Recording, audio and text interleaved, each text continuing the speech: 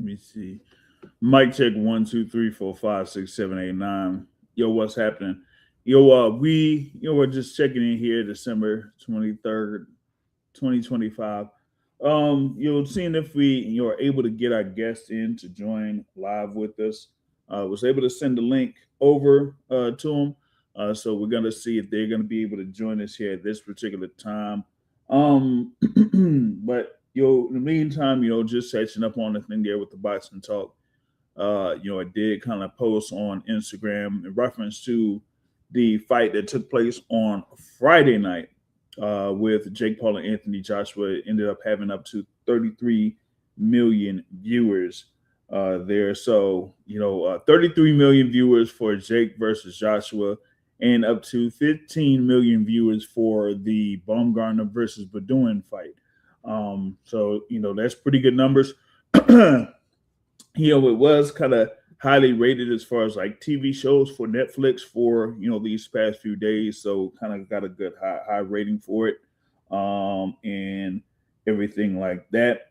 So I would say that they did get some good numbers for it, right? And with Joshua being able to get a definitive knockout victory, that was something there to kind of like go build into 2026 as far as like the attention for Anthony Joshua from an international perspective, and I guess for people that tuned in to see Jake Paul lose, they were able to get that or see that happen the way that it did. So whether it was positive response, negative response, or whatever, they're able to get the amount of attention that they kind of like look for in this particular bout. That was kind of like what they were trying to go for initially with Jake Paul's fight against Tank Davis that was scheduled for last month, November. But with that, not happening and it being rescheduled, then you have Anthony Joshua coming in as the other opponent and having it be an actual sanctioned bout there in the heavyweight division, and that kind of made a few things be kind of sort out to work out in multiple facets. I always say for Anthony Joshua, because one, you're able to get in a fight, before the end of 2025, you're able to get an 8-round bout, and you're able to get a high guarantee for that instead of going up against a heavyweight where you won't basically get much out of a fight like with a Cassius Shane or something like that. Shout out to Bull Rider. He says that Jake Paul won't box anymore. He says he's damaged goods. Hey, man, if you're able to have to the point where you put Jake Paul out of commission, then hey, I guess that could be a good thing for boxers. So they say like, hey, this was a a statement for boxing. That Anthony Joshua is able to do that, but we have to see what this means here in the future. But yeah, you ain't gonna be seeing Jake Paul anytime soon in the ring. So a lot of these most valuable promotions cards will have to, be on its own, especially with what's coming up within a couple of weeks or so with Amanda Serrano, right? She has her bout that's coming up, and of course with the co-feature bout that did take place there with Alicia Baumgartner. She's there super featherweight, and of course they recently signed Caroline Dubois. That's there in the lightweight division as the world champion at lightweight. So you have a potential matchup there on that front. All right, I'm just waiting on if they if the guest here is able to join in. I did send them a link there, so we have to see if it's going to go on come on here in a moment. All right.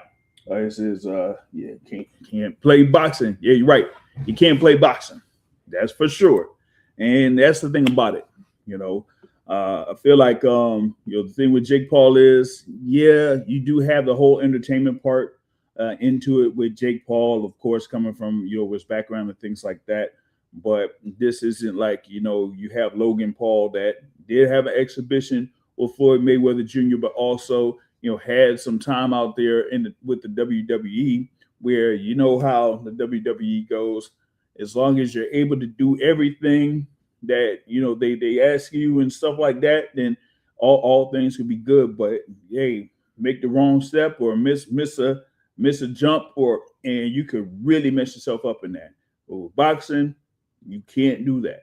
Like, you can't mess around, and no, you can't script, because if you do, you'll get in lots of legal trouble. And that's the thing that a number of people were talking about. It's like, hey, are you going to have it to a point where, oh, they could put this out for a specific amount of rounds and then just end it like that? Nah, you can't have it to the point where it's kind of scripted, because you get in a whole lot of legal trouble and lots of money can be lost by doing something like that. So with this one, it's like, yeah, you kind of see, maybe you've seen that, hey, you might take it easy on a person, but even with that, like, you cannot mess around there in that particular occasion, because in the heavyweight division, one punch by somebody can really take you out permanently. So yeah, if you're saying that Jake Paul is damaged goods, of course, with the broken jaw and that type of stuff, you can't really do much of anything here, from this point forward, as far as like really kind of like taking risk, whether it's in heavyweight or at cruiserweight. Because remember, he was rated in the cruiserweight division with the WBA, World Boxing Association, there. So you did have that type of thing that went down. You know what I'm saying? Salute to those checking in here. We got Natalie here in the building, and we got my brother Ron here, Ron G. There, Fight Hype here checking in. We got like a few moments here. We'll check in with Coach Bob Santos. He's finishing up there in the gym over in the West Coast, so he'll be able to join us here in a moment. Got to get set up and all that type of stuff there. So that's the thing, man. Yeah, no doubt, man, no doubt. And like I said, I'll be able to try to catch up with you on my project, because, hey, listen, like I was talking about with trading cards, individual trading cards is really picking up. You know what I mean? For specific fighters, or at least one fighter. Only got like one fighter, that's available for having their trading cards bought and stuff like that. And they're kind of like leaving the shelves, so to speak. But I do have more, but it's just that I haven't necessarily released them as of yet. So once I do, get that going, then I'll be able to let y'all know, because by next month I'll have to have another, at least another set of cards that could be ready there, because yes, you do have the Teofimo Lopez versus Shakur Stevenson fight coming up on January 31st. At Madison Square Garden, but you also have something there with Pro Box on January 30th in Hanover, Maryland, there, Maryland Live. And a number of those fighters are pretty much here in the Washington, D.C. area. And yeah, I will see if I have trading cards ready for each of the fighters that are featured there in that particular fight card. You got like a Trayvon Marshall, right? You got like a Jordan Roach, right? You got like a Dave the Body Snatcher Whitmire, right? You got a Francois Scarborough Jr. You got a Jordan White, right? You got a Suleiman Sagawa, right? You got a Ben Johnson. So that's like 7 right there, right? So I'll see if I have those ready to go going into the first part of January, so that once we get close to the fight week, they'll be ready for fans of those fighters to be able to go ahead and purchase as a collector's item or something like that. Shout out to Steve Mackey here. Was able to sub here to the Boxing Source here. We got over 3,000 subscribers here, but trying to just build the sport and things like that. So just check us out, whether it's through the Midweek Report or the Boxing Source podcast live. That's on Sunday evenings here, but it's also available on audio form. You go through Spotify or Amazon Podcasts or iHeartRadio. It'll be available for you to listen, right? So you do all have that, that's ready to go. Given that, we had, of course, the fight card from last weekend there that was on Friday. You did also have Pro Box that was out there on Friday. Shout out to Ramon Cardenas that was able to score a knockout victory there. Of course, that was a fight after he did suffer the loss to Naoya Inoue in May, right, for those undisputed super bantamweight titles. But he was able to, bounce back from that, get a knockout victory, and just going into 2026, he's going to be one of those guys to watch out there. I know that Inoue is, still going to be doing his thing. He has an upcoming fight here against David Allen Picasso over in Riyadh, Saudi Arabia, right on Saturday. And if he wins that fight, And if you have Junto Nagatani winning his fight on that same card, then those two are going to clash in 2026. So that's a big fight to look forward to in 2026. They said it was already kind of like signed for May, the first weekend of May of next year. Talk about a fight that, hey, if there was a way that I could get over to Japan for that fight, I would do it. Like those, like events like that, you want to go over to, like Naoya Inoue versus Junso Nakatani, that could pretty much like halt what's going down in Japan, or something like Anthony Joshua versus Tyson Fury over in Wembley Stadium. If that happens next year, hey, listen, if I can't make Inoue versus Nakatani, I would make Anthony Joshua versus Tyson Fury. And especially if it's something where you haven't been to Wembley Stadium before, that's like one of those venues that you would have to go to watch a boxing match. You know what I'm saying? So that's like something there to kind of like look forward to. So for those listening live here, thanks for the support. Hit the like button, hit the share button here if you just visiting in and that type of thing here. But we got a few things here that we're trying to talk about here. Just waiting on Brother Bob to join us, and once he's able to join us, then we'll be able to have a conversation on different topics within boxing and what's going on with Bob Santos' camp. We've had conversations multiple times over the year. Of course, he recently opened his gym there in Las Vegas, so it's a pretty big facility that he has there. With the number of his fighters working out over there, whether it's the Perro brothers, whether it's Luis the Twist Nunez there, of course he has Isaac Lucero there also. So, and a number of other fighters that's been able to, do some work out there in the gym. So we're going to see if we could catch up with them on that here on this front. And, of course, after that, we'll kind of look forward to what's happening this week, as it'll be the last weekend of the year here for 2025.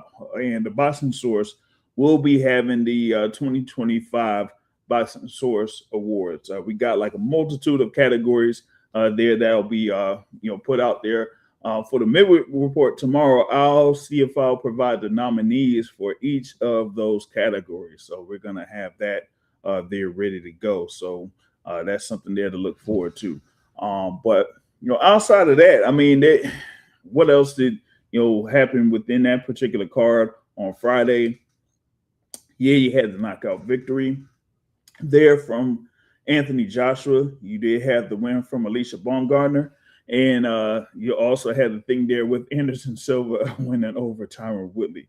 It says, what's the issue with Anthony Joshua having to pay the United States of the UK taxes for his Jake Paul purse? Hey, yo. That that be the thing, man. When you have these international fighters. Now, I don't know if he did that the last time he was in the U.S. because remember he had the fight in June of 2019 against Andy Ruiz Jr. at Madison Square Garden. So I don't know how much of a percentage that he had to pay for like international tax for that. So you have this right here also. With this fight against Jake Paul in Florida, if you have to, go through those hurdles, because a lot of the times when you do have these fighters like traveling internationally, given how much money they're able to have or generate, that it would be a good chunk of money that they would have to pay out for taxes. So that's kind of like one of the, I would say, the deterrents, so to speak, for big fighters there internationally that be able to try to do a few things. You know what I mean? Here. So let's see here. All right. We should have our guest here ready to go, ready to join us here. Of course, it's during the holidays, so I'm very thankful that he's able to join us here once again. Of course, he's been busy over the past couple of months, with a number of fighters involved in those bouts on December 6th in San Antonio, Texas. And of course, I mentioned there that he opened his gym there, and it's rocking and rolling, of course. So we got to add him in here. We got to bring him here. Our guy was 2022 Trainer of the Year. Bob, what's going on? Good to be here with you, my man. All right, man. Of course, you got a lot of stuff that happened there in San Antonio, Texas. Starting off with Luis the Twist Nunez. They're getting the win over Hector Sosa. We had a good performance there, with that decision win, landing the jab early, when he had movements where he was showing his defensive skills and, landing left hooks and following up with the jab in multiple parts of the fight. So how would you assess Luis Nunez's performance? Well, he had a hell of a performance. The jab was key. It wasn't reminiscent of Larry Holmes. I don't think anybody's at that level, but we were popping it as much as we possibly could. And so we're thankful for the outcome. He got a unanimous decision, puts him in title contention now. And by no means was our opponent an easy fight. It's a tough, rugged, durable guy. Never been stopped, never been down. So he's a rugged, durable guy. But Nunez did what he had to do, unanimous decision, and fought a very intelligent, smart fight. And that was the game plan. Just stick behind the jab, keep him at distance for the most part, and just let him run himself into shots and don't take in any unnecessary risks. Because obviously we knew moving forward, we get this big win, then he's in title contention. So now he's put himself right in position for the world title. Yeah, that was the thing that I was seeing there. Of course, working the jab there early, and you're just staying consistent with that. And I think there was like, a couple of times there where you had instances where, his opponent was like landing below the belt and that type of thing, right?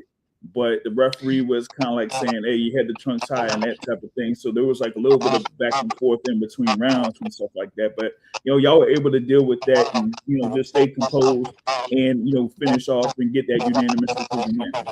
Yeah, definitely. Like I said, there was no doubt unanimous decision. The guy put up a competitive fight, but at the end of the day, I think Nunez controlled the fight, dominated the fight, and we won the fight hands down.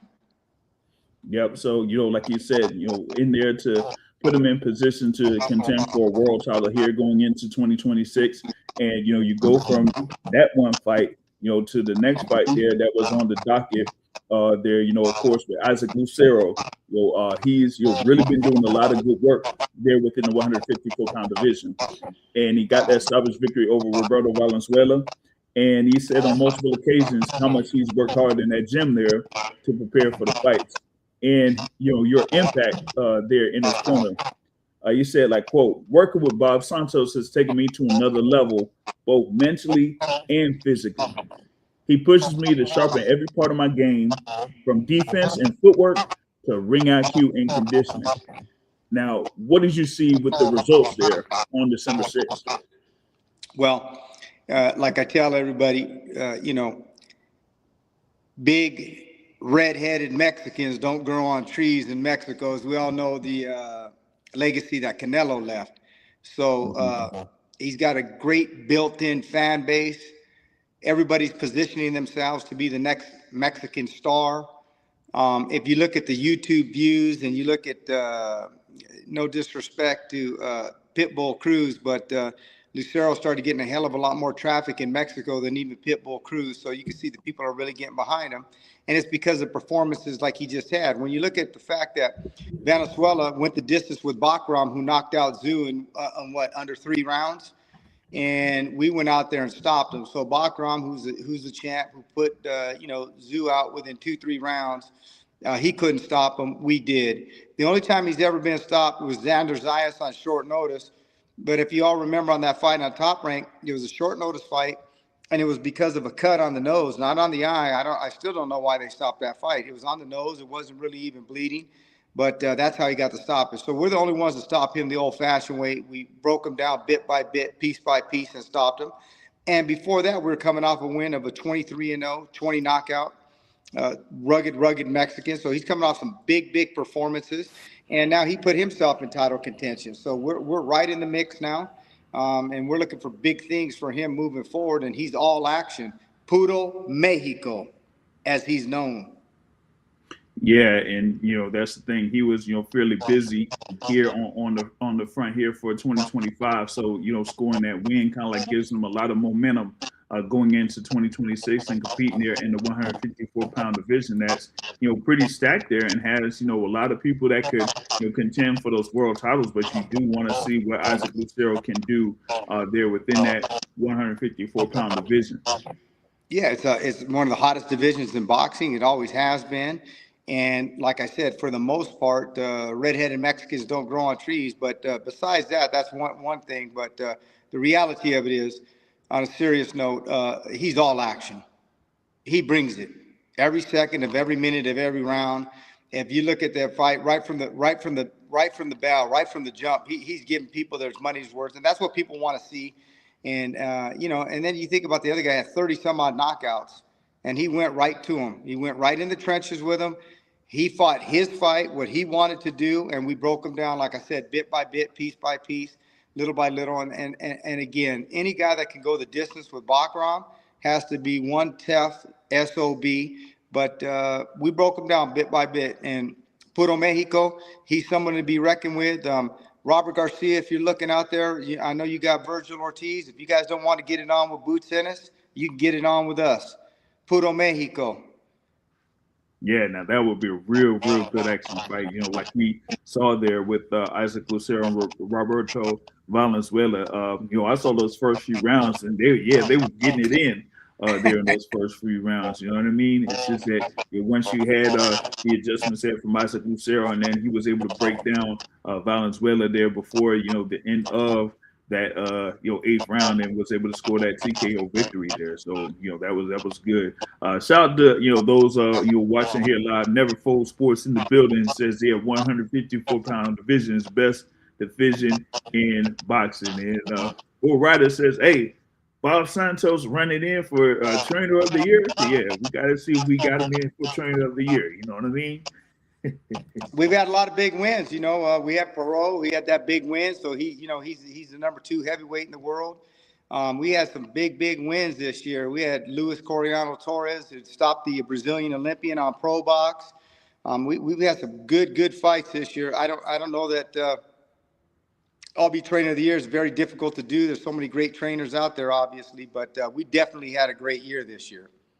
Yeah, I was gonna get into that there with Linear Apparel having that win over in Orlando there, and staying there at number 2 in the WBA rankings. We did have a little bit of a switch there with that WBA world title there with Murat Gasayev getting the win over Kubrat Pulev. So now we got to see if we make things shape there with the WBA and have Linear Apparel there in position to fight for the world title. And you also talked about that fight with Luis Torres that was here in Washington D.C. I was there watching that, and seeing what was going on. You had that, of course, a cut over the nose, and that was there early in the fight, and that was crazy. You know what I mean? But he was still able to get the stoppage victory on that. Yeah, and broke his nose in the first round. So, like I said, we've had some really good wins this year. Yeah, we had Elijah Garcia get that big win over Goucher, which is no easy task. Goucher had that 7-5 loss to Adamas, so he was right in the mix with him just the fight before. So that was a good win. Both Perot brothers stayed undefeated this year. Coriano Torres had 2 big wins, like I said, in the last one, the win over the Brazilian. We had some good wins with the Twist. Obviously, he had to get win in the Dominican Republic. Then we had actually in Pro Box, I think before the year was out there, then we went to Dominican Republic. And then we had this win on Amazon Prime. And then Isaac Lucero against Valenzuela, 23-0, 20 knockouts. We had that win. So we've had some big wins this year, to say the least. Yeah, like I said, you've been very busy there. I think the only hiccup we had this year was Mario Barrios with a draw, but at least he retained his title with Manny Pacquiao. So that was our hiccup this year, but at least he maintained and retained the title, and he's on now to Ryan Garcia. So we'll see how that plays out. Word, no doubt. Now, before I get into that, I know that you had a very busy night there on December 6th. They kind of like mentioned it there on Amazon Prime. You weren't not only a head trainer there, but you were in the corner for a couple other people there. Because as we mentioned in many conversations, it's not this that you're a trainer. You've been there as a cut man and pretty much had the manager. I managed. I worked Lara's corner for most of his career. I'm not in his corner now, but I'm still his manager, and I still help him prep and get everything prepared. And so, he retained his title. Obviously, it was unfortunate what happened with Janabak. We were looking forward to unifying the titles. Didn't come to fruition, but at the end of the day, he defended his title, did what he had to do, and he's on to bigger and better. And he's the oldest champion in boxing right now, and that's a testament to him. So, at his age, in his 40s, to still be world champion is pretty amazing. I've been blessed to be a part of basically his entire career. So people don't really. I managed him. I was in his locker room, going from here to there and staying busy. But thank the good Lord, it's better to have more work than less. Yeah, that was, as you say, a little bit disappointing that he wasn't able to have the opportunity to unify the division there at 160 pounds. But was still able to score that victory there over Johan Gonzalez. So now he moves into 2026, and then hopefully we'll get a unification bout there on that front. Maybe against the Carlos Adames or something else that could work out on that front. But we definitely did do very well there in that, and it's just moving forward on that front. I mean, yeah, we had, like I said, we had a big year, not just as a coach, but some of the guys that I manage, and so we're very fortunate. And Robert Guerrero Jr. was on the card. I managed him. Obviously, I was in his father's corner for his entire career and worked with him in his entire career. And now I have the son, and so he had a nice win there in San Antonio, Texas, and so we had a really good night in San Antonio, Texas. Yep, no doubt, no doubt. Now, we did kind of like touch on this a little bit earlier, but we had some news there in reference to Mario Barrios. It said that like he was reported to be working with Joe Goossen for his upcoming fight against Ryan Garcia, scheduled for February. Now, you have assisted Joe Goossen on many occasions over the years. What do you think about this pairing here going into this bout against Ryan Garcia? Well, I'm really excited for Mario. I'm excited for Joe. I felt that Mario needed a change, a different voice. I think he needs one clear voice in the corner. And Joe Goossen is a great general. He's a Hall of Famer. I worked under Joe for a long time. I got the utmost respect and confidence in Joe. Obviously, I still manage Mario Barrios, and I just felt it was best for him in his career. We're coming off 2 draws in a row. That's not going to get it done. I want the best for Mario Barrios, and I think there's much more there to get out of him. But I think he needs one clear voice in the corner, and you need experience. You need a Hall of Famer. You need a big league coach, and Joe's definitely a guy that can get it done.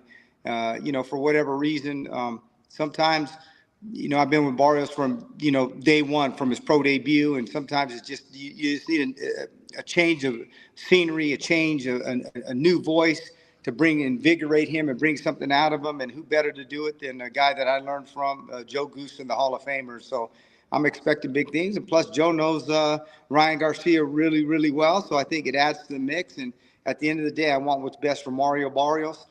I want him to be successful, defend that title, and put on the type of performances that I know he's capable of.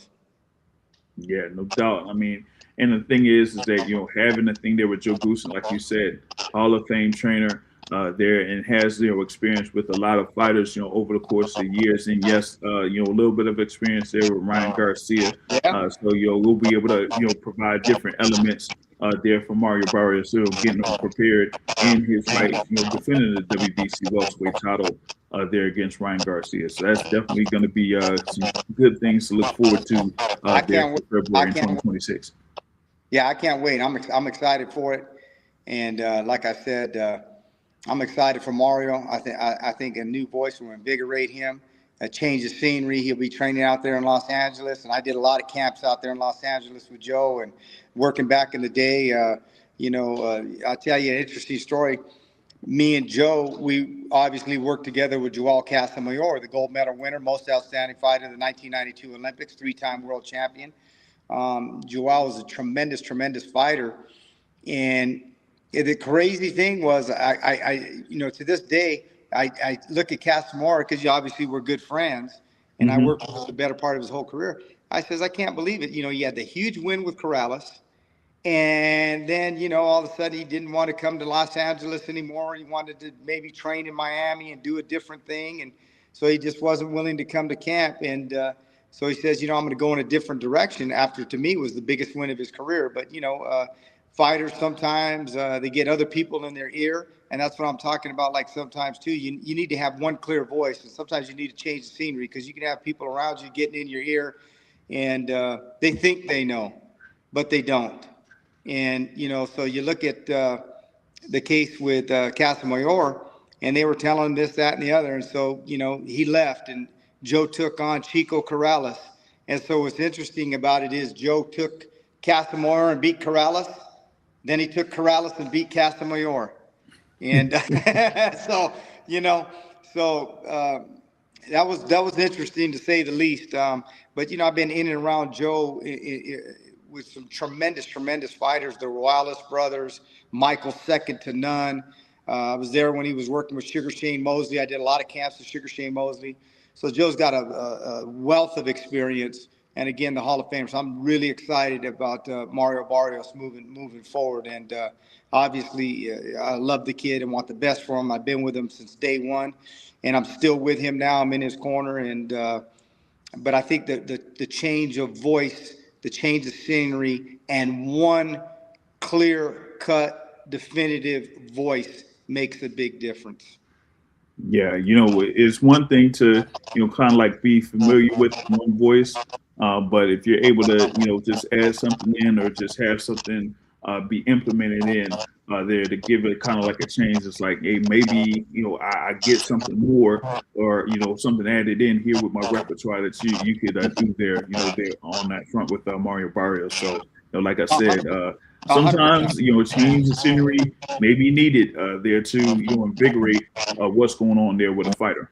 Yeah, when you've been with a guy his entire career, since day one, sometimes, it gets repetitive or, it just a little change of scenery. But I think the biggest thing was if we got to have one cut clear, definitive voice in the corner. You can't have other people, weighing in and sometimes that's just not a just not a good thing. You can't have, two head coaches. You got to have one. And so I think that'll be a good, clear-cut change for him, and it'll be good for him moving forward. Word, no doubt. Now, we talk about what's coming up in 2026, and as I was mentioning there earlier, you have the thing there with Linear Pero.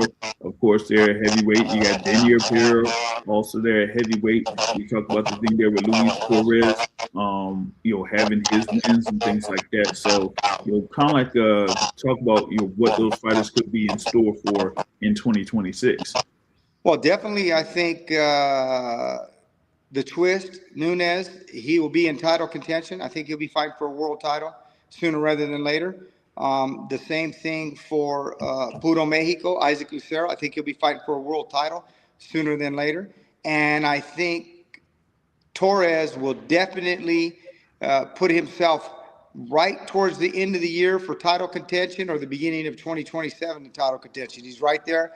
He's going to have another fight on Pro Box. He's coming off that great win, Nicholas Walters. So we had Nicholas Walters, who has came off a great win against Adorno. Right. Then the only time he'd ever been stopped is by Lomachenko. That was the only loss of his career. And then we went out there and had a great performance and stopped him. And then we fast forward. We fought the Brazilian Olympian. We went out and stopped him. And we'll be probably back on Pro Box one more time. Those fights are always 50-50. They're never easy fights, but I think another good win right there should put him in the top 4 or 5 and right in title contention. Back to Nunez again. I think he'll be fighting for a title in the beginning of this 2026, and the same thing for Puro Mexico and Perot. We're going to see what's going to happen with Atuma because he's number 1 in the WBA right now. If he goes and fights for the WBO title, which is very possible and plausible that he might do.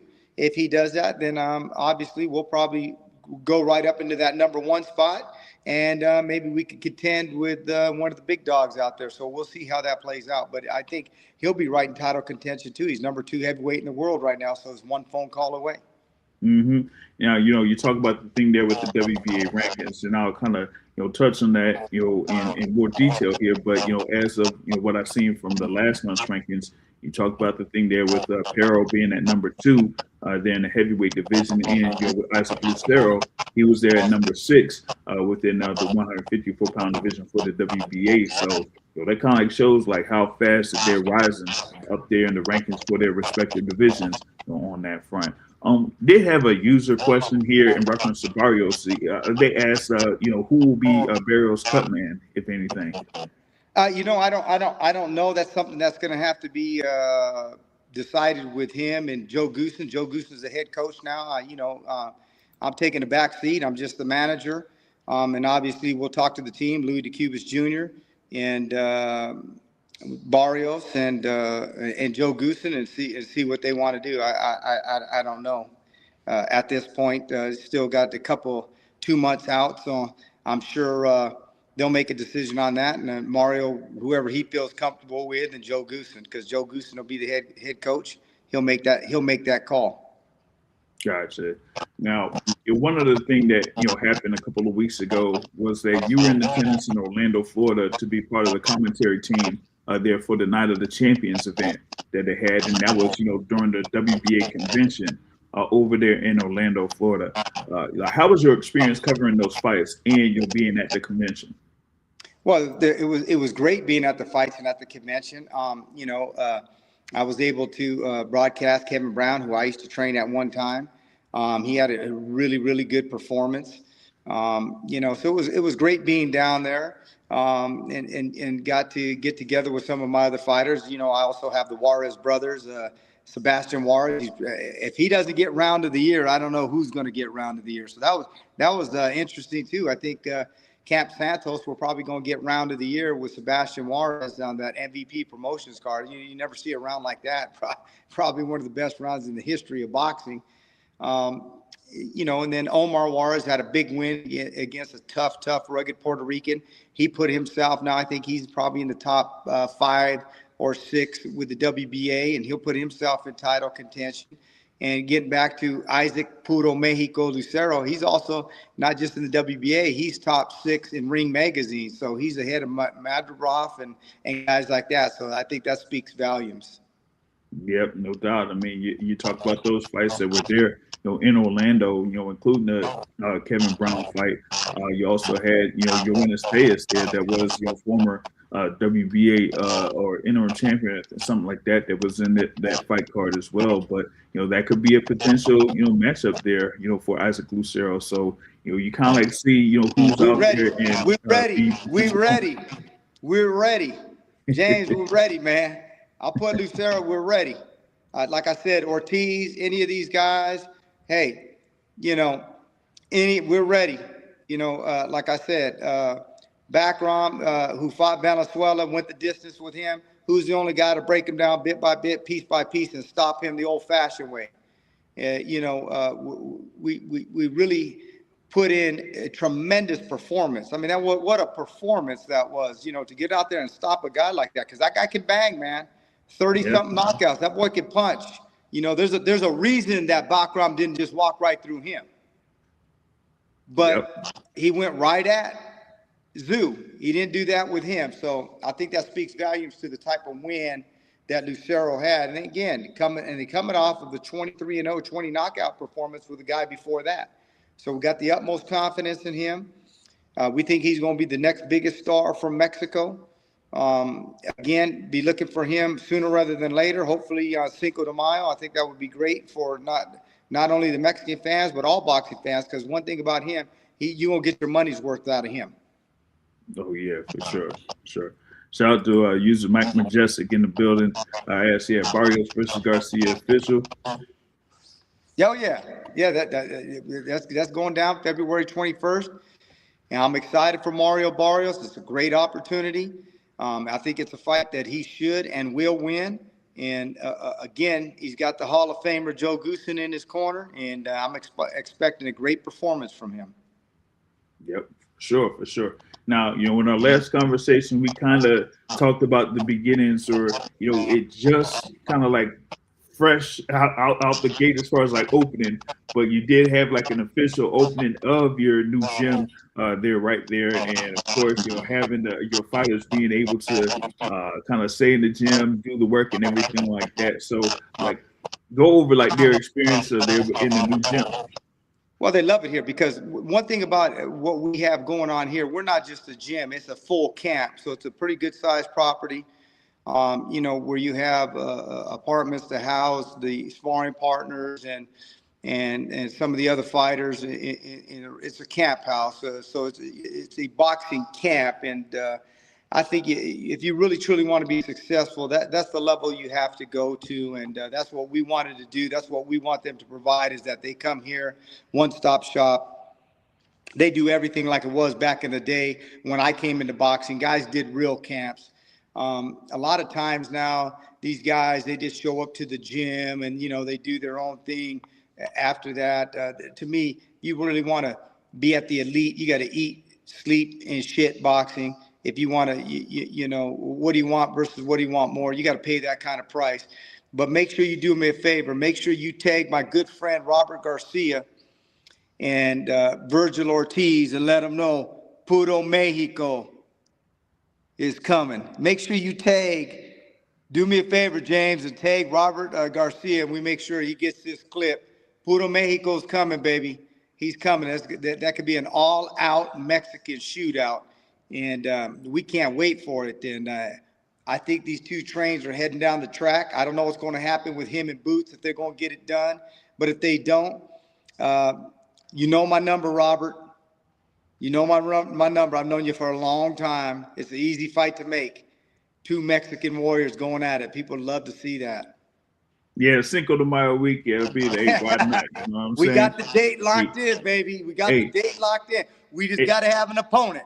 Yep, exactly. I mean, hey, listen, I know that there's like a little bit of a thing going on, within the camp as far as like trying to, get a potential fight with Boots going down. But if that, kind of like goes out, out the picture or out the way or out the window, hey, we got Isaac Lucero, you know what I mean? The number 6 guy in Ring Magazine. We're here, baby. We're ready, baby.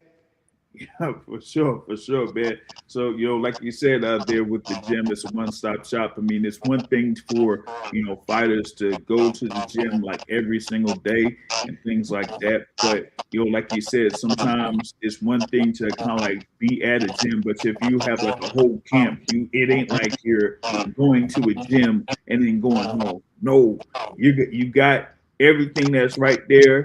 You got a gym there, but you can stay, pretty much like either next door or like a couple doors down, you know what I mean? So that you'll be ready. Once you wake up, you're right in the gym. You know what I mean? Well, you know what's funny? That being said, everybody has who they think is the all-time great, who their favorite fighter is. But I think we would all say that Muhammad Ali is definitely, if not the greatest, he's got to be on not one hand, a couple fingers, right? So who's one, who's two, I don't know, but predominantly he's probably got to be in most people's one or two, if not one, the greatest. Look what he accomplished, gold medal winner.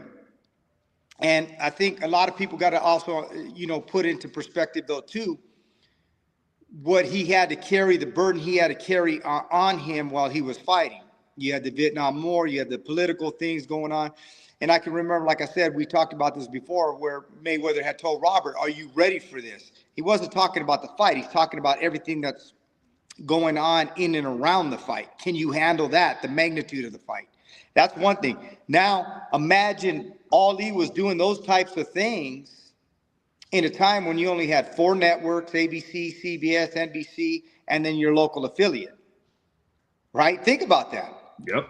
And then you talk about the political climate. You talk about race relations. You talk about everything that he had to put on his back and encapsulate and still perform at the highest level.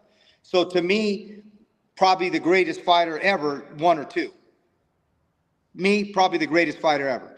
And so when you think about those types of things, like I said, it's just unbelievable what that guy what he did. Muhammad Ali, to me, the greatest. It just sometimes it gives me goosebumps just thinking about him in the gym, the things he was doing, and I watch videos of him all the time. And when you're watching those things, think about what he was around in those camps, isolated. That's how he became the best. Tyson, when he was in those types of situations, was at his best. If you want to be of home, that's why the name of my gym is if you can see this here, the name of the gym. Can you see that there? Yeah, home of the prize fighters. Yep. That and the reason that is because what we just talked about right there, and home of prize fighters, and man, it just gives me goosebumps thinking about the sacrifices that he had to make going to camp with his teams and the Poconos and that kind of sacrifice. And when a guy has that kind of talent, that kind of sacrifice, they're hard to beat. And that's what I want to encapsulate with my team, my guys, my assistant coaches, all right here. Us against the world. And I think it's paid dividends. And I think that's why I have a few guys in positions for world titles next year. We could possibly have 4 of our guys fighting for world titles next year, possibly maybe even 5. So that being said, I think that speaks volumes because us against the world. And like I said, go back to Muhammad Ali and think about him in the Poconos and running up there in those mountains and in those work boots. I mean, It's just a different mindset, different element. Yeah, completely different element. And, like you said, having, all of the attention towards him and all the pressure, that was behind him and what he had to go through. You know what I mean? So, even with the thing as far as like getting prepared for fights, is that in one instance, it's like an isolation, but it kind of like prepares him for all of the attention that he will have going into that fight and after the fight as well, too, because being like one of the most popular, not just, fighters in the world, but the most popular figures in the world at that time. You know what I mean? Yeah, but think about this though too. You had 2 different dynamics going on because you had the camp that was all for, a lot of times like Floyd, you have his haters and you have the people that support Floyd.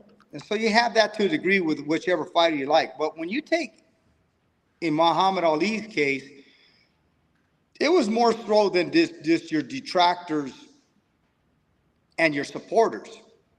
The political climate at the time was insanity. You know what I mean? You're talking the heart of the Vietnam War. So you got people, man, why is he not supporting the country going to the war? You got other people saying, well, what the hell are they doing in that war anyway? And so he had the ultimate, would you say, elephant on his back. You know what I mean? It's one thing to get ready for these fights. It's one thing to have your detractors, it's like Shakur, you know what I mean? You have a lot of people that hate Shakur. You have a lot of people that like Shakur. But it's not to the point where you see Shakur like, oh, man, he doesn't love this country or he does, you know what I mean? Right. That type of level of what Ali had to deal with, that's just a whole nother animal in and of itself. And that's why, to me, I think when you look at his performances, what he did, I think he's the greatest. And, again, the sacrifices that he had to make, like I said, going to those types of camps, going through those types of situations, man, not easy. But I know this: he left somewhat of a blueprint. Not that anybody's ever going to get to that level, but there is somewhat of a blueprint, and that blueprint is sacrifice, hard work, determination, and camp life. And that's why it's Camp Santos Boxing here. Yeah, as you mentioned there with Muhammad Ali being, as I said, one of the most polarizing figures out there in the sport of boxing, and referring it to like a recent example there with Shakur Stevenson. As you said, there's a number of people that like him. There's a number of people that hate him. But you still have to deal with those positive and negatives in order to prepare for your upcoming fight. And him, with an example, he has to fight against Teofimo Lopez on January 31st, to where he could be a world champion in yet another division and kind of like be out there as a pound for pound fighter, so to speak. So. That's the thing there that a lot of these current fighters have to deal with, but don't necessarily have as much outside influence as far as like what's going on, in the world and that type of thing, in comparison to someone like Muhammad Ali. Oh yeah, think about Ali. You had the government on you too, saying, "Hey man, you don't do this, you're going to prison." You got to factor that in too. So you have the government on top of your ass, and it's a whole different level. Now getting back to Shakur, I think if Shakur goes out there and beats Teofimo Lopez, and I'll tell you, I like Shakur as a person. I'm not the biggest fan of his style of boxing. But I will say this: the fight he fought with Cepeda, I take my hat off to him. That was an amazing performance. So yeah, to me, that was about as good as it gets. Some of the other fights, the De Los Santos fight, again, you can't always judge a guy on one fight though, because you don't know what's going on in the background. Did he break his hand? Is he sick? Did he take the fight? With the flu? We don't. There's so many mitigating factors you don't know. Is he getting into a divorce? You don't know. I remember Robert Guerrero one time. He didn't have a great performance on HBO. We won the fight. He got ripped pretty good. We, won the title, but he still got ripped pretty good. But people didn't realize he never said nothing. But I think it was a day or two before the fight, the doctor told him, "Hey, look, your wife's maybe got 2 weeks to live." So, and he still went through with the fight. So a lot of times people don't know what's going on with things like that. So sometimes it's a one-off. But I'll tell you what, the Cepeda fight, he made me a big fan that night. He goes out there and beats Teofimo Lopez. One thing about me is whether I like your style or I don't like your style, I'm always going to give credit where credit is due. And the Cepeda fight I like that style that night, boy. It was pick, pop, and poke, and it was everything you could ask for. And so I'm thinking he goes out there and beats Teofimo Lopez. I got Usyk, Inoue, and him top three. I probably have Usyk number one. Obviously, Terrence is retired, but well, hell, and if you had Shakur number one at that point or whatever, I know that people are saying Inoue maybe has more of a little bit of a body of work, but shit, he goes out there and beats Teofimo Lopez, and they want to say he's pound for pound the best fighter in the world. I got no problem hearing that. Yeah, I mean, as you said, he had that performance there against William Cepeda. I was out there in New York. Man, yeah, he was like at top form with that one. That was like a virtuoso performance to me. From shit, yeah. You know what I mean? As good as it gets. Like I said, and I'm not, and he knows this. I've helped him. One of his coaches is very good friends with of mine. But one thing about me is I'm always going to give it 100 of what I think. I'm not going to kiss your ass because I'm in your gym or this. I'm going to tell you what I think. I think some of the other performances to me were left to be desired. Because for me, I'm always thinking about the fans and the sport of boxing. I get it. Are you good enough to move around, top shot, win? I get it. Your career lasts longer. I get why you're doing it. The paydays are longer. You got to think about your family. I get it. But for the sport of boxing, for the fans, now that's why they want to see guys like Puro Mexico. But they say, Bob, guys like that, their careers don't last too long. I get it. But if we really want the sport to survive and thrive, you got to give the fans their money's worth and what they want to see. Now, that being said, that Cepeda fight, he didn't hardly get touched, but he did everything. I mean, you can't ask for anything more than that. He fought you in the pocket. He fought you on the ropes. What do you want? Fight inside? He gave us that.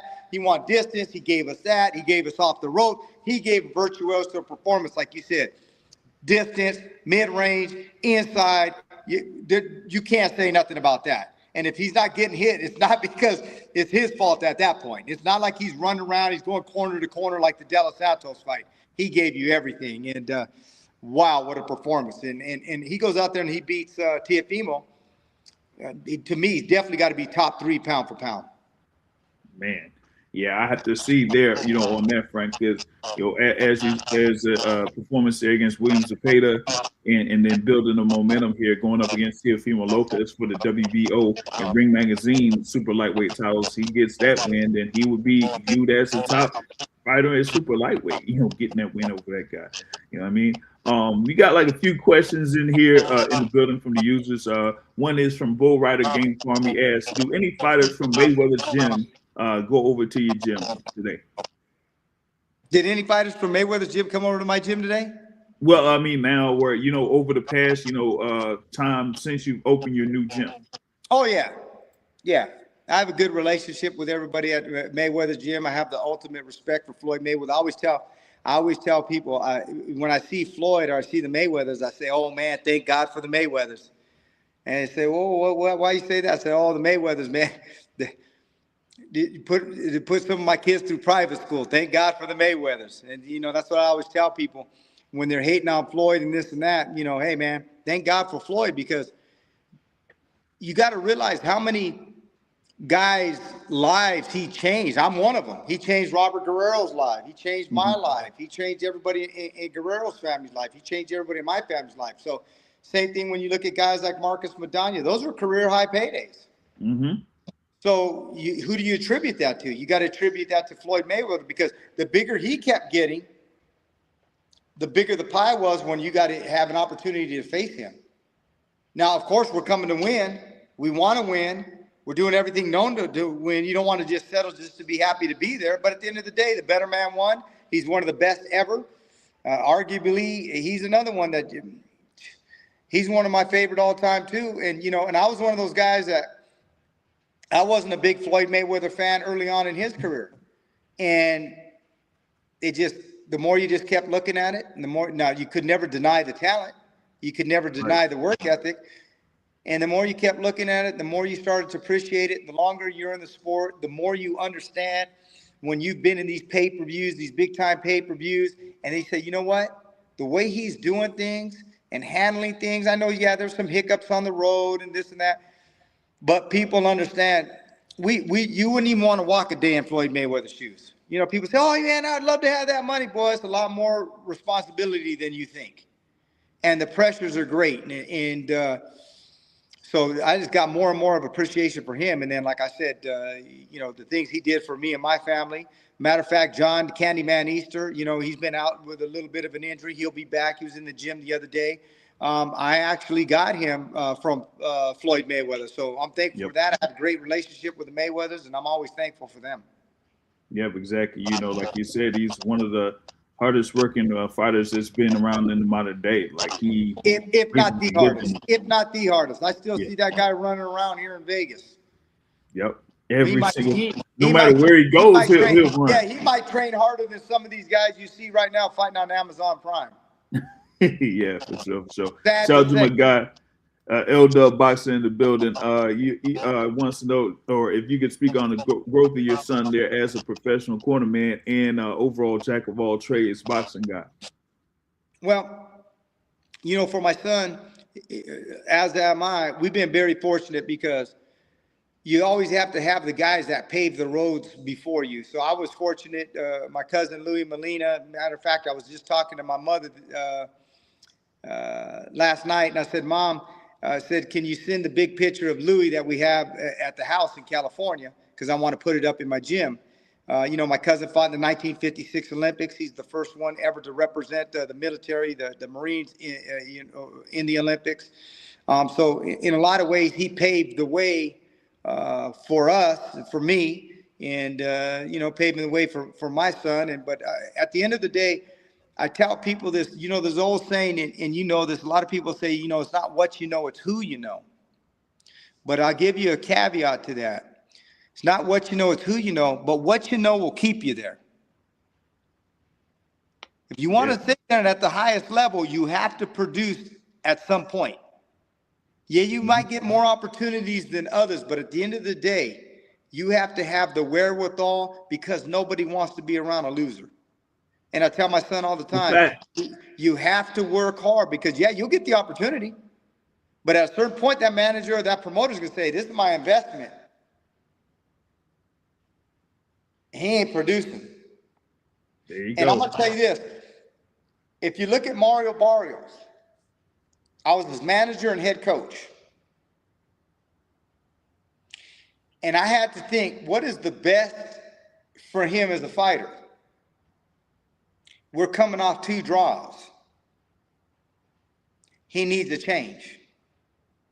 Because for whatever reason, we're not getting it done together.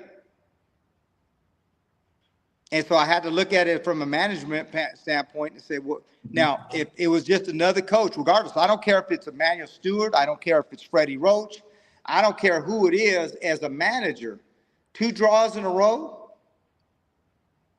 something got to change. Something's got to change. And that's why, like I said, that's why we made the move to Joe. The same thing goes for me with other guys that I coach that are managed by other people or other promoters and this and that. You have to produce. You have to produce. Mm-hmm. And people can say, oh, I did this great, I did that. Are you producing? Do your guys win? Yeah, that's the thing. That's the bottom line. Do you guys win? No, well, you know, it was the strength coach. It was the weight cut. It was the this. It was that. And at the end of the day, you the head guy. You the head guy. Yep. Did your guy win? Mm-hmm. That falls on you.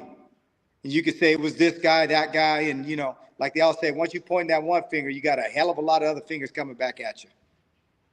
Yep. At the end of the day, it's all about the results. And if the results ain't, you know, what they're looking for, then they're going to look for something else. That's pretty much what it is. Hasta la vista. Exactly. That's what I tell my son all the time. I say, you're fortunate to have me for your father. But at the end of the day, I'm going to tell you right now, it'll get you an opportunity, but you better bust your ass and you better do what you can, because one day, you know, most likely I'll be off this earth sooner rather than later, and you'll still be here, hopefully. And at the end of the day, you're going to remember some of these things that I told you, because I can't save your ass.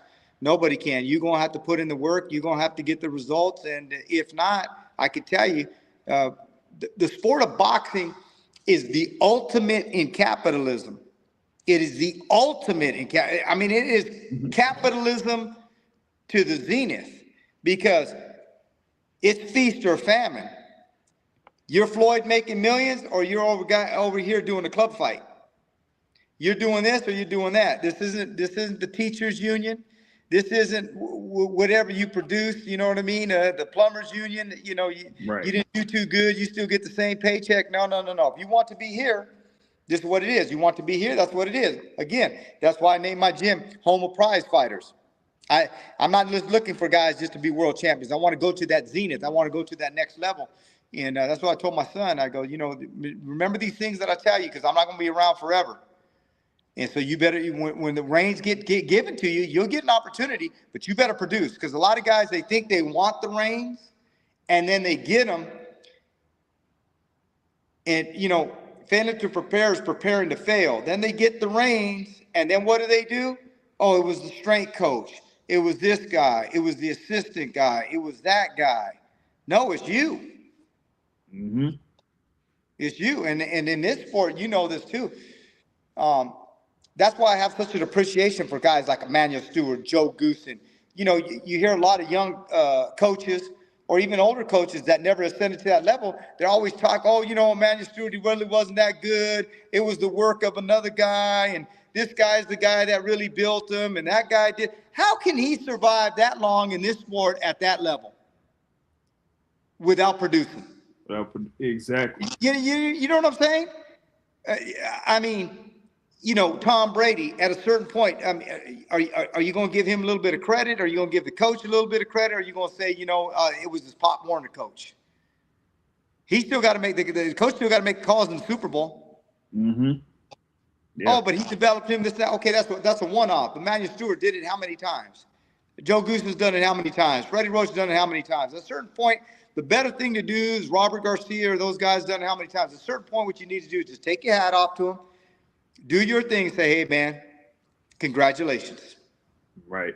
But unfortunately, that's not what it is. It's always, oh, this guy had Olympians and this guy had, that's what I tell people too. A lot of times they'll say, and I tell my son, they'll say, well, you know, oh, your father, you know, he has Olympians, he had this guy, he had that guy. But what they don't talk about is when Hector Lazaraga and I worked with him when he had 7 or 8 losses, and then we took him to his first world title. Then a lot of guys on BoxRec that got 7 or 8 losses, go take a guy with 7 or 8 losses and make him world champion.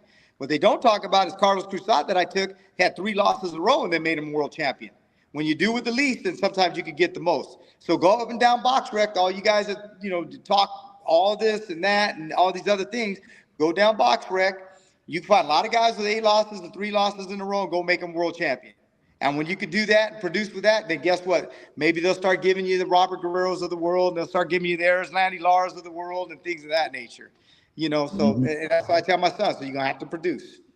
Yep, no doubt, no doubt. Shout out to Adam here. He says, "Yeah, Merry Christmas, everyone." Of course, you got a couple days till Christmas, and he also says, "Yeah, these boxers got to promote themselves." He said the promoters aren't getting the job done, and he gives a shout out to Robert Garcia. And as far as like trainers said, Robert Garcia is a beast. Jose Benavides Senior is underrated as a trainer as well. Of course, he has his sons there, and work with a number of fighters here, recently. Now, you mentioned a thing there with Emmanuel Stewart. That reminded me of a conversation I had, a few days ago with the coach here around my area and Coach Barry Hunter. He's, been under the wing and learned from Emmanuel Stewart, and he's like, one of the more respected trainers in the game too. You know what I mean? Oh, But Barry's yeah, a great trainer. I don't have a great relationship with him in terms of I've never been in his camp. I don't know him like that, but I know of his work, and obviously I know of him and what he's done and what he's accomplished. And I worked with Carlos Adames. Obviously, I took him to his first world championship. And Carlos had talked to me because he was out in Barry's camp a few times out there. He had told me I'd worked with Barry early on in his career and talked very, very highly of him. And I've never heard utter a bad word about him. And obviously, proof is in the pudding. He's produced at the highest level. So I don't know what his blueprint is, what his philosophy is, or anything like that. I don't have a relationship with him like that, like I did with Emmanuel Stewart, I did with Ronnie Shields, I did with Joe Goossen. I spent a lot of years in and around Wild Card with Freddie Roach. I don't have that kind of knowledge of him. But at the end of the day, proof is in the pudding. He's been successful at the highest level. And again, so guys like that, I just take my hat off to him and just say, well, whatever he's doing, it's worked. And he survived in this sport this long. So obviously he knows what he's doing.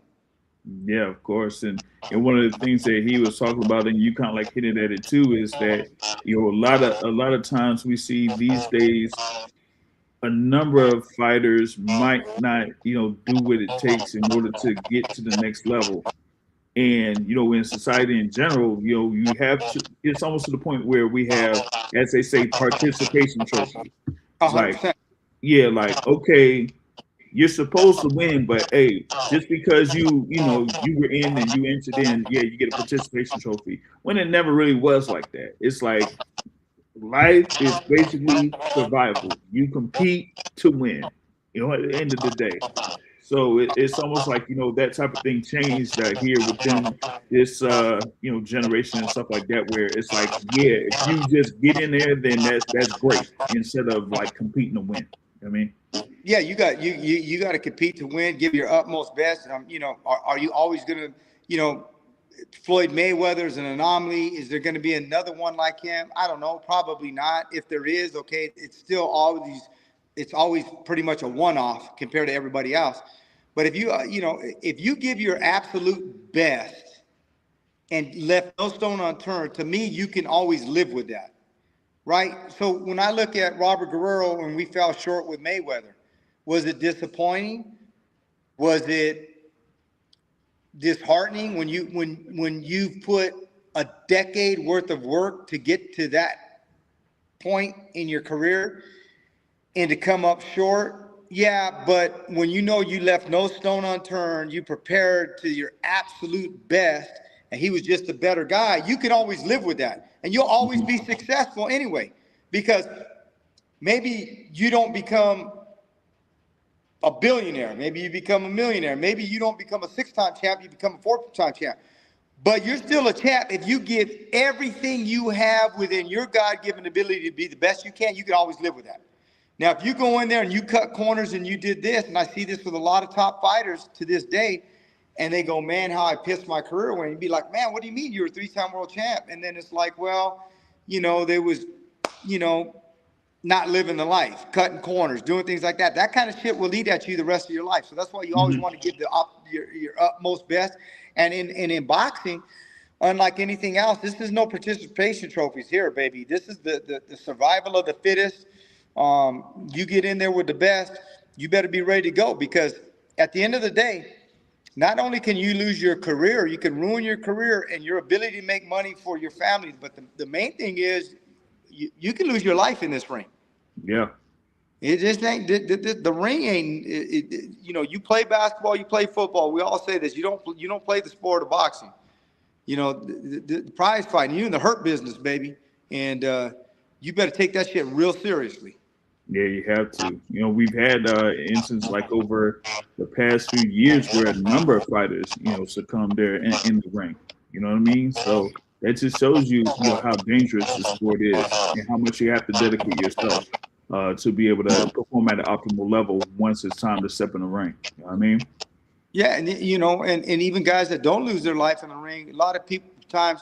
That's why it kind of pisses me off sometimes when people say, "Well, this guy's being greedy. This guy, he should just take this." Hey, you know what? Everybody's got a different road. Everybody's got a different family. Everybody's got a different uh, way of thinking of what they've done and produced, or whatever the case may be. So don't judge them for what they're doing, trying to put food on their table. Let them run their careers. Let the manager manage, the fighter fight, the trainer train, the promoter promote. And at the end of the day, let them make decisions for themselves. Because I can tell you this: a lot of people don't realize this and haven't been in the sport long enough to realize it or been around it. And my family's been in boxing almost 100 years. What about when these guys is shitting in diapers when they're 50 years old because the brain ain't registering to the body for what their bodies have been through. So I don't never judge a fighter by saying, oh, he should have took this money, he shouldn't have done that, he should have done this. It's easy for you to say when you ain't never paid the price. Right. I always refer to Pritchard Cologne, with things like this, because of what he went through, after having that fight and still going through to this day. You know what I mean? But to your point of not playing boxing, Adam says this: "Hey, Jake Paul just realized how serious this sport is." You know. I'm gonna tell you something. I trained Jake Paul for a time in Puerto Rico, so I know Jake, and hard worker, works his ass off. He worked as hard as anybody I've ever seen. And people don't realize this. The guy can't punch. I mean, he could really crack. I know because I worked the shield with him and stuff like that. I think he's fortunate in this regard. Yeah, he got his jaw broke. It could have been a lot worse. It could have been a lot worse. People say, "Oh, I think it was scripted. It was fixed." I don't think that at all. I think AJ was just taking his time, wealth of experience. Obviously, it's not scripted. He broke the guy's jaw. But I will say this. I think AJ did take a little bit of mercy on him because he could have really followed up with some nasty shots in and around areas. He knew he was at this level. He was going to take him out. There's no doubt in my mind. I think Jake came into the fight thinking, you know what, maybe I can catch lightning in a bottle. I do have a big punch to a degree. I can move around. He's been hurt with some other guys. Maybe I could catch lightning in a bottle. And probably that had to be the mindset. Obviously, that's why he was moving around the ring so much. He was basically surviving to land one big punch. Wasn't trying to win rounds. Didn't think he was ever going to outbox him. So that was probably the game plan. Survive, and every once in a while throw a lottery punch. The lottery punch never came. And I think AJ was basically like, okay, just taking my time. Don't get too reckless or careless. When he did hit him with a couple of shots, I think AJ could have really followed up, man. It could have been a lot worse than what it was. But, he did what he had to do. He got the win, moved on, and gave the fans what they wanted to see. They got a show. And Jake Paul definitely realized, you don't F around with this sport. And I'll tell you what, it could have been a lot worse. Yeah, it could have been a lot worse. I mean, I was, I was entertained, watching it live and things like that. But yeah, when you're dealing with a fighter that is, as I say, two-time unified heavyweight champion, was there at 245 pounds while you're walking around at, 210 or whatever you walk at, once you step in the ring, and you seen that, after about a round or two that, Jake Paul was tired. So it was like, okay, if I'm Josh, I'm just waiting around. He's not going to be moving that much here after like round 3 or round 4. And then after that, I got him, Yeah, so, exactly. He just stayed calm. He's a big time professional. You know what I mean? He knew the level of the guy he was in. He was alert. He stayed calm, stayed within himself, and then he dropped the hammer on him. But I'll tell you what, he could have followed up with some nasty other shots too. I mean, he could have really drove home on some shit. You know what I mean? But obviously he knew he had him hurt. He was pretty much done, and I guess he didn't want to put no salt on the wound. But boy, they better be glad he wasn't in a vicious mood that night, boy. Or with Jake Paul, he might not be here with us today. Yeah, I mean, it could have been something like almost how Joshua had Francis Ngannou or something. You know what I mean? Where he just ultimately finished him off. Shout out to Joey Passarella here to ask his question. Who was one of your toughest boxers that you remember that, with heart, dedication, discipline, natural talent, etc.? Heart and dedication, I'll say Robert Guerrero. In a lot of ways, he had a tremendous amount of talent, but in a lot of ways, he was an overachiever because people don't realize, Robert fought the majority of his amateur career at 106 pounds with Nonito Donaire. They're about the same weight class. And then we turned pro in and around 118 pounds. We tried to get the world title at 122, but nobody was going to give him a chance at 22. So he won the title at 26. He won the title at 30. Won the interim title at 35. It should have been the regular title, but Marquez wouldn't fight us, and he had moved up to a different weight class, and they never stripped him because we beat Casides better than he did. Then we skipped 40, went to 47, beat Berto, Salik Adin, the undefeated Olympian for the WBC interim title. So for him to do what he did across 6 weight classes, I mean, that's a talent in and of itself. But dedication, work, second to none. Yeah, as you mentioned there, him starting his pro career at around 118 and ending there within that 147, 154. That just shows you like how much he was able to adapt over those weight classes and still perform at an optimal level on that front. You know what I mean? Yeah, a lot of people forget that. They don't realize that. I like Robert Guerrero lost to he lost to Danny Garcia, or he lost to Floyd Mayweather. Yeah, but do you realize, you know what I mean? He was a 106-pound amateur. Little guy, man. And he was a tiny welterweight. So for him to compete even at that level, I think speaks volumes to him. Yeah, it's one thing to kind of like go down to make a weight, but when you're coming up, it's like, you have to bulk up or whatever it is in order to get within that weight class. So that kind of like shows you the matchups that you have. It's like you're there coming from, like, say, even with like lightweight, right? You're coming up from 130 or whatever it is, going up against somebody that's used to being that lightweight that was training at 145 to get down to 135 or something like that. You know what I mean? Yeah, it's a big difference. That's why they have weight classes for sure. Yeah. So Joey says thanks there. Great. And Bull Rider says, Robert Guerrero Sr. was someone to watch. Yeah, he definitely made a show when he was out there competing and things like that. You got your money's worth with him, but like I said, a lot of people never realized how small he was going up against those guys, and they'd be like, Robert, he was pretty good, but he wasn't that. Man, if he would have stayed in and around his weight class, 26 to 35, there wouldn't have been many out there that could have beat him in those weight classes. I can tell you that. But the money was at 47, and and obviously he made a calculated decision that was best for him and his family, and that's what we did. Gotcha.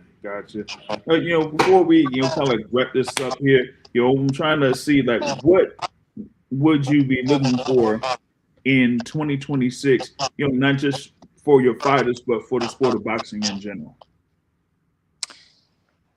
I think the main thing in the sport of boxing in general is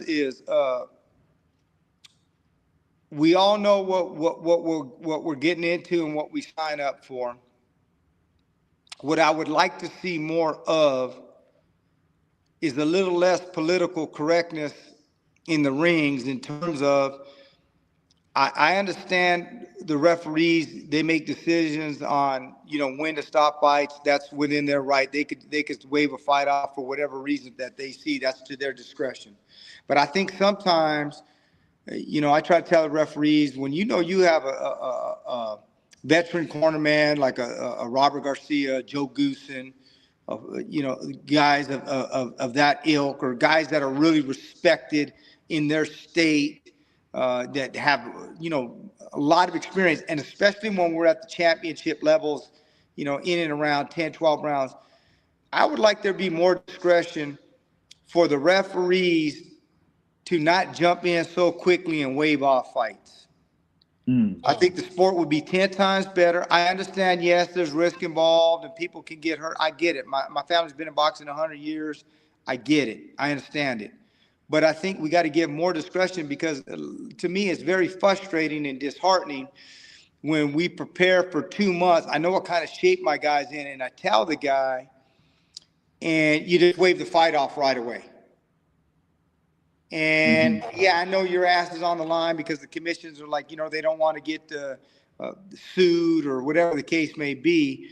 But I think it should come to the discretion. Give me the discretion. Like if I think my fighter's in jeopardy, I've stopped fights before. Give me that wherewithal, because I live with the guy. I'm with the guy. I'm in camp with the guy. And sometimes I understand it's their job, but I understand it's their discretion. We have to respect that. But it's just frustrating to me sometimes when the referee comes in, he waves off the fight. And I'm like, man, I know what we went through in the camp. And then not only just the camp, what these guys go through, because some of these guys, this is their one and only opportunity from the age of 8 years old to be in this position. They may never be in this position again. Yeah.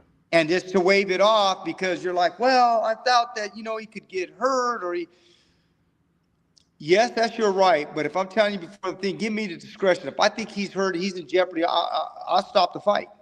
But I think they should put it a little bit more on the onus on the corner.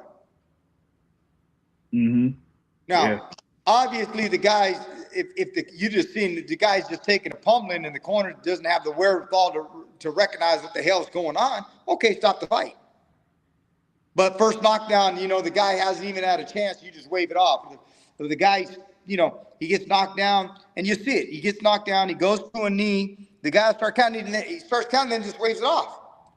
Right. What?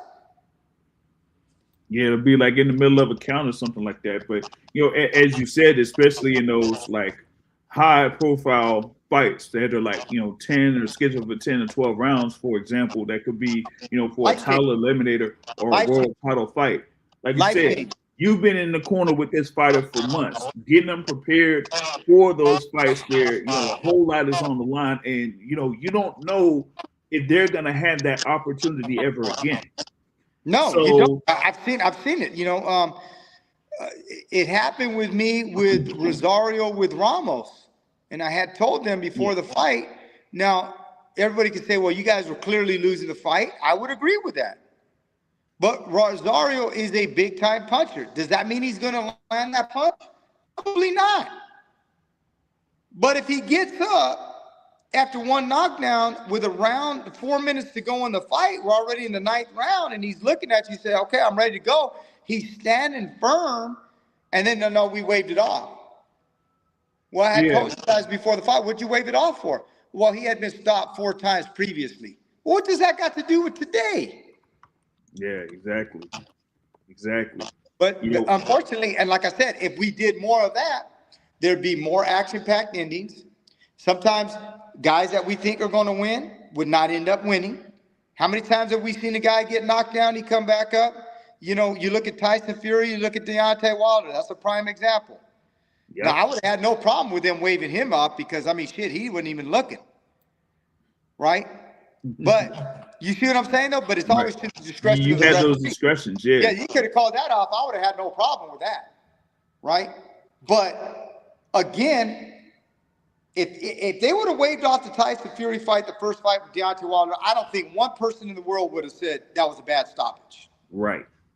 But that being said, he got up and ended up winning the fight. So how many times are we robbing fighters of life-changing fights and the fans of some of the greatest fights that they would ever see? And so that's the thing that I always tell people. We can't be politically correct in the sport that we're in. You hear people say, and it really pisses me off when I hear people say, well, it's such a dangerous sport. Yeah, I understand that.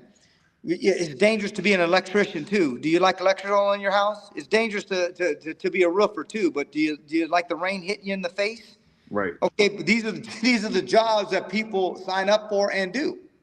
This is what Mm-hmm. life is all about. And if this is the choice of what they want to do, who are you or I to take that away from them? Exactly. And you talked about that thing there with Jason Rosario and that controversial stoppage, right? And I was there out there February 1st in Las Vegas, for that. And earlier in the card, you had something with a bout between Mirko Cuello and Christian Olivo, right? And in that particular bout, like Olivo, I'm not sure if he's still on here. I'm gonna see if he'll be able to get back. Christian Olivo was pretty much like winning the fight, and then it was like the 10th round, and then at the 10th round, you had it with Cuello being able to jump on him or something like that, and be able to get back into it, and then the referee stopped the fight, and at that particular point, if they went through the full 10 rounds, you would have had the instance where Christian Olivo would have won the fight. Let's see here if he'll be able to jump back on here in a bit. But when I seen that fight there with Cuello and Olivo, right? Yeah, we got cut out. Yep. With that fight with Cuello and Olivo, it's like that fight was pretty much in the balance because I was watching that live and Olivo was, he was cooking a little bit there. You know what I'm saying? And then Mirko Cuello scored the knockdown at the end of the round or something like that, and then Olivo got back up. But given how much is behind that particular bout, for the referee to stop it there in the 10th round at the point that he did, that really, took a lot there from it because Olivo really had a chance to get a win if it did go to full 10 rounds and went to the scorecard. So, like you said, it's really, really, really tense when you have a referee kind of step in those type of things. On that's why I'd like to see the referees give much more discretion, especially in the big time fights. So you got a Freddie Roach in the corner, you got a Joe Goossen in the corner, you got a Emmanuel Stewart in the corner. Yeah, give them the wherewithal to let them make the decision if they think their fighter's hurt. Now, obviously, if the guy can't beat the 10 count, okay, then the fight's off. We get it. Obviously, you see the guy's eyes are rolling back in his head, or he's completely lights out. Okay, I get it. Those are simple calls. Right. But because the guy gets buzzed, or you know what I mean, as you're giving the count, you counting to 4. He's taking a knee. He's looking at you, and then you just wave it off. Yeah. Well, why not just count to 10? What the hell 6 more seconds going to take? You get what I'm saying? Right. Just wait 6 more seconds. And I think maybe they got to do a little bit better job of that, of the commissions educating some of these referees. Yes, the discretion's within you. Yes, you have the wherewithal to make the decision. You're the ultimate authority to call the fight off, and we all have to respect that. But give the wherewithal for the sport of boxing, for the betterment of boxing, for the fighters, for the sacrifices, for the fans, for the sport as a whole. Give much more discretion to the coaches. Yeah, no doubt. And shout out to Adam there. He says, we want to see more big fights there in 2026 and get the big fights rolling in. He agrees with not waving off fights so fast. And he also brings up Anthony Joshua versus Andrew Ruiz one there. That was an extremely exciting fight, over at Madison Square Garden in 2019. And, Ruiz came back from, knockdowns and then was able to score multiple knockdowns on Anthony Joshua to be able to win and become the unified, heavyweight champion, at that time there. Brother Joey says, yeah, the trainer knows the boxer the best. You know what I mean? But then, there's sometimes where you have it to where chief seconds or trainers, let their boxer continue too long. And it's a fine line. But, as you said, it should be up to the trainer to, kind of have that discretion and not leave it to the referee to kind of call that bout. Yeah, again, at the end of the day, when it's a high-level fight, it's the magnitude of the fight is the highest level, or it's an eliminator fight, and you look, we're not talking about a 4 and 6 round fight.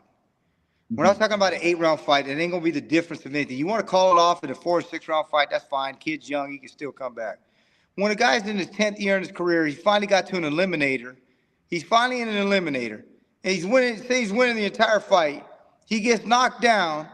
There's a round to go. and you wave off the fight. And the guy's telling you, I'm good. Give him a little bit of time. That's the kind of stuff that bothers me. I get it. If the guy's totally effed up, just taking a complete pummeling. But again, you're going to tell me at the highest level with the utmost coaches, Eddie Fudge, like what he did for Joe Frazier, these guys have a wealth of experience. They know when it's time to shut it down for the most part. I'm going to trust Eddie Fudge with Joe Frazier more than I'm going to trust a guy that, he's seen the guy on fight night. Mm-hmm. Yep, there you go. You kind of like overriding decades of a person that's been with a fighter. Like you said with that example, they were Eddie Fudge and Joe Frazier. To kind of like say, okay, yeah, I feel like, or I decide that they're not necessarily able to continue on that front. So I would see that would have to change here within the next year or so. And it'll be much more exciting. Adam mentioned. Go ahead. It'd be much more exciting for the fights, much more exciting for the fans. And a lot of times, for the most part, the guy that drops the other guy who's on his way to finish him, 90% of the time, he's probably going to end up getting the win for the most part, either stopping him or getting the decision. But let me tell you something. The unexpected is what makes sports great, right? That's what makes sports great, man. The thrill of victory and the agony of defeat. Mm-hmm. That's what makes it great. You thinking it's going this way? That's why everybody likes heavyweight boxing. Guy gets dropped down, man, my guy's on his way to win. Oh, shit, he got knocked out and lost. That's why heavyweights is like this.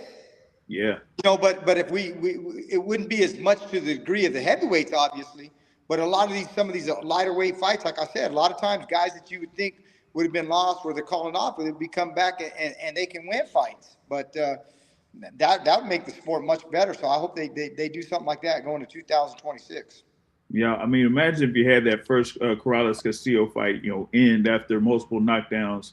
That's what I'm saying. I know Chico very well. I did camps with him with Joe Goossen, and again, you could have stopped that fight right away when he went down those other times. And to me, it's one of the greatest fights I've ever seen in my life. And shout out to my man Joe Goossen. I'll never forget it, Joe. You better get on the inside of him now. Yep. And now Mario Barrios, he got him cracking the whip on him, boy. He gonna be the guy guiding the pony, man. He got him right there. He got the reins for Mario Barrios. Got the reins. Got that little crack in that whip. Get that thoroughbred over the hump, boy. So we'll see how that goes. I'm excited. Yeah, no doubt. Bull Rider with a quick question: who chooses the ref for a major fight? Usually, it goes through the state athletic commissions. If I'm not mistaken, they usually do that. So, once they choose the referees for these fights, whether it's, a number of guys like, Thomas Taylor or, a few of these other guys that may be notable that you see there for these big fights, it's the commissions that pretty much choose who the referees are on that front. They set the stage. Yep. But of course, this has been a great conversation as always here. Definitely looking forward to more here with Santos Boxing coming towards 2026, and we'll definitely be able to catch up with you, get more updates on your fighters there. Whether you're work with them, training them, or managing them, and then we'll see what's happening in 2026 with a lot of those fighters. And one more thing, let's see if we can get that Isaac Lucero versus Virgil Ortiz Jr. there for Cinco de Mayo. Hey, make sure you tag Robert Garcia and send this to tag him so he sees it. Take a clip so we putting them shorts on the YouTube. You get them shorts that come up like that, little clip of that YouTube. Robert Garcia, let's go, Robert.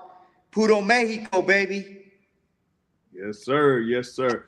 So thanks as always there, of course. Happy holidays. Hopefully you have a great holiday season there with your family and friends. And we'll look forward to seeing you here in 2026. And thanks for everyone that's listening here or watching live. You can go ahead and share the stream, hit the like button here for the Boxing Source. And y'all be on the lookout here for Bob Santos and what he's going to be doing here in 2026. All right? At Bob Santos Boxing. Let's go, baby. Yeah, that's right. Follow him up at Bob Santos Boxing on social media, all right? and you follow us here, you see it all there. Boxing Source 2, social media, and all of that. And until next time, I will catch y'all later. Peace out. Peace out. Let's go, baby. Yep.